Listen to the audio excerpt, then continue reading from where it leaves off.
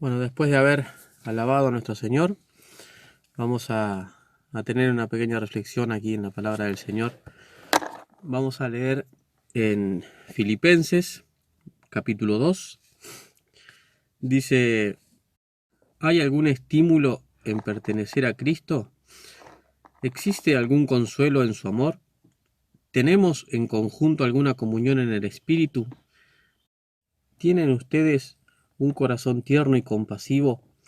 Entonces háganme verdaderamente feliz poniéndose de acuerdo de todo corazón entre ustedes, amándose unos a otros y trabajando juntos con un mismo pensamiento y un mismo propósito.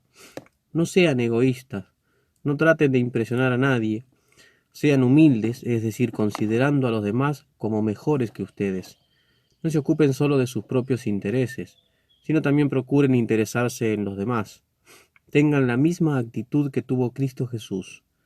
Aunque era Dios, no consideró que el ser igual a Dios fuera algo a lo cual aferrarse. En cambio, renunció a sus privilegios divinos, adoptó la humilde posición de un esclavo y nació como un ser humano. Cuando apareció en forma de hombre, se humilló a sí mismo en obediencia a Dios y murió en una cruz como morían los criminales. Por lo tanto, Dios lo elevó al lugar de máximo honor y le dio el nombre que está por encima de todos los demás nombres, para que en el nombre de Jesús se doble toda rodilla en el cielo y en la tierra y debajo de la tierra, y toda lengua declare que Jesucristo es el Señor, para la gloria de Dios Padre. Qué hermoso pasaje de la Biblia que nos deja acá el apóstol Pablo cuando les escribe esta carta a los filipenses, ¿no? Y yo miraba este pasaje y arranca con 4 preguntas que le hace Pablo a la iglesia. Em, Le hace 4 preguntas que nosotros como creyentes, como hijos de Dios, deberíamos preguntarnos también y respondernos, ¿no? Em, Pablo está hablando acá de algo de egoísmo, si existe algo, la pregunta dice, ¿existe algún consuelo en su amor? ¿Tenemos en conjunto alguna comunión en el Espíritu? Em, Pablo nos demuestra en esta carta que si hablamos de la gente que no conoce a Cristo, sabemos que para ellos no hay nada en este mundo, ¿no? No hay nada que los motive. Para ellos no hay nada más que la vida misma. No tienen un pensamiento eterno, no tienen un pensamiento como lo tenemos nosotros, ¿no? Que tenemos esta esperanza en Cristo. Y verdaderamente ellos se preocupan por alcanzar cosas que verdaderamente para Dios no es no es nada importante. Para ellos, ellos en esta vida, hablo de los que no conocen a Cristo, se preocupan tal vez por alcanzar riquezas, popularidad, poder, prestigios, cosas terrenales, cosas que no van a alcanzar nunca para llevar esas vidas vacías a Dios. Buscan en el lugar equivocado, podríamos decir, o en las cosas equivocadas. Pero vemos que Pablo acá para los filipenses, en esta carta que le escribe, vivir no es buscar cosas materiales, vivir no es buscar cosas terrenales, ¿sí? Para Pablo vivir no era buscar lo que los incrédulos buscan. Para el apóstol acá en esta carta nos dice que vivir era buscar o desarrollar valores eternos, era buscar las cosas que nos acerquen al Salvador. Y por supuesto que no es lo terrenal lo que nos va a acercar a Cristo. No es lo material lo que nos acerca a Cristo. Pablo les dice a los filipenses que no sean egoístas, sino que sean humildes, que consideren a los demás como superiores a ellos mismos. Em, Buscando cosas terrenales por ahí, nos olvidamos y nos enfocamos en nuestros propios deseos, en nuestras propias cosas que queremos lograr a veces, y nos estamos olvidando que el cuerpo, el pueblo de Cristo, Acá en esta carta Pablo nos explica y nos dice que debemos preocuparnos por el problema de los demás.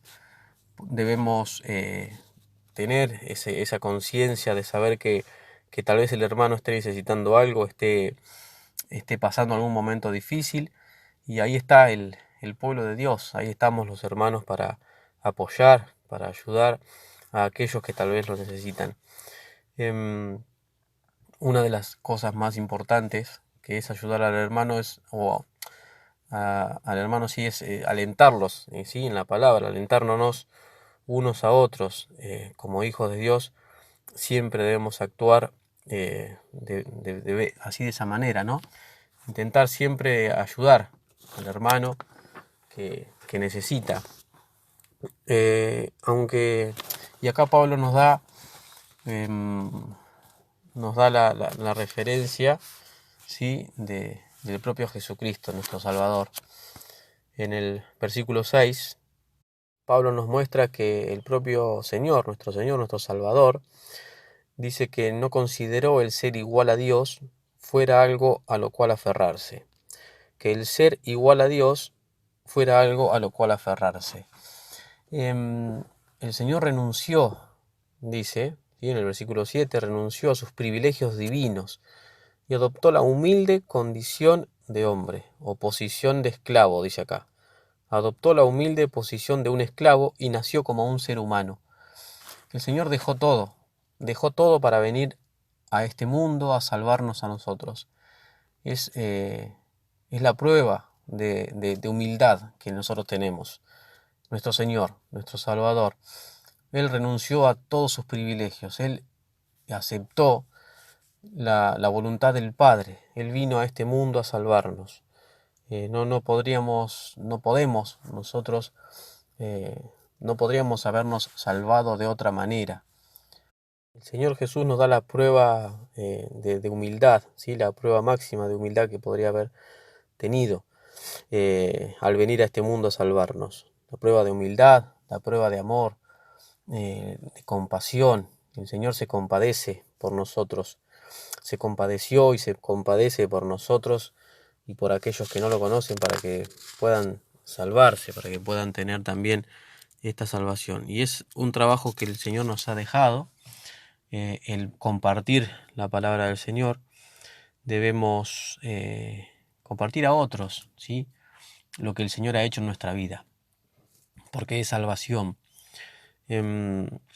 Por lo tanto, dice en el versículo 9, Dios lo elevó al lugar máximo de honor.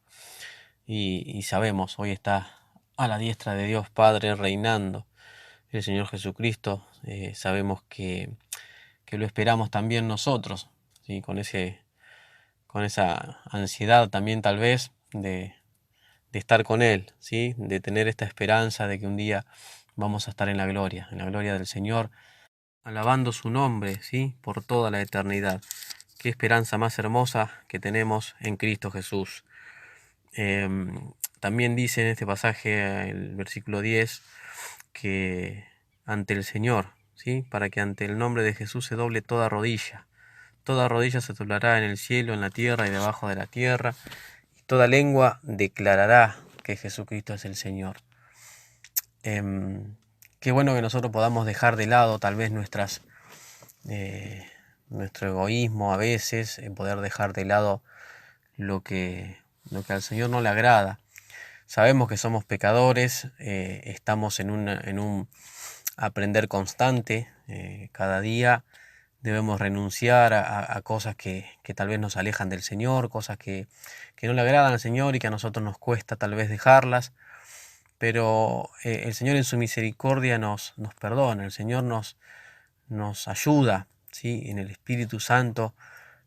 Nos da también un montón de motivos para poder cada día renunciar a eso que al Señor no le agrada y poder estar a cuentas cortas, como siempre decimos con el Señor, sabiendo de que su venida está próxima, sabiendo de que falta, no lo sabemos el tiempo, pero sabemos que falta poco para que el Señor regrese a buscar a su iglesia.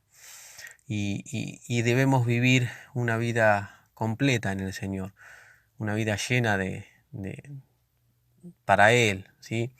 Darle todo al Señor, darle lo que Él se merece, que es nuestra vida, nuestra atención, nuestro caminar, nuestro peregrinar aquí en la tierra debe ser para el Señor, ¿sí?